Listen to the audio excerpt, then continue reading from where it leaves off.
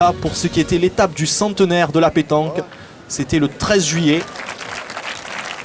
Et on va vous voir pour la première fois et vous êtes opposé à l'équipe locale qui était composée de d'Alain Pelloux, qui était associé à Blue Lacroix. C'est bien ça, et Pierre Rosen que l'on vient de découvrir au point. Alors on va vous laisser commenter un petit peu les disons que ça n'a pas été la meilleure finale de Philippe Suchot. Il a été assez inconstant dans cette finale.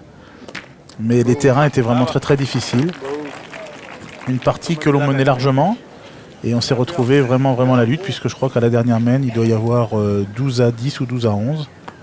C'est bien ça. Et là, on assiste certainement à une des plus belles mains de l'équipe locale qui a été très bonne tout au long de cette journée.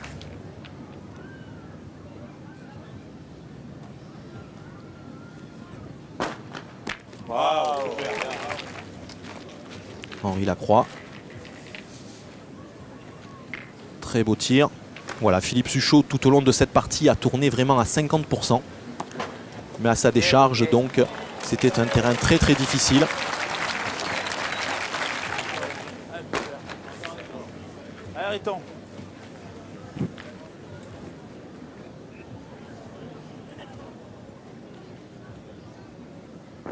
Allez, Henri Lacroix pour son deuxième tir.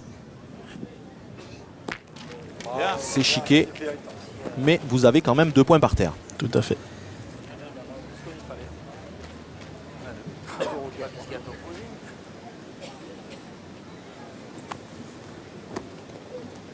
Ouais, une très belle main de Blue Lacroix qui reprend 2 fois des points assez difficiles à gagner.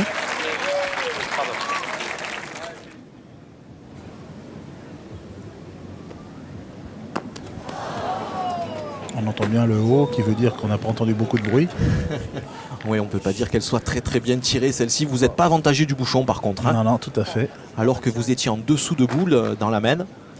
Puis là, on va vous voir pointer pour ce qui est peut-être certainement la plus mauvaise main que vous ayez faite de la journée. Mais on ne pouvait pas couper les boules et couper ces 2 boules. Ce qui prouve que le terrain était très difficile. Voilà, et que vous êtes humain également. Voilà, et si c'est la plus belle main de la finale, je pense pas que ce soit la plus belle main que j'ai fait de la journée. Non, c'est la plus belle main de l'équipe locale.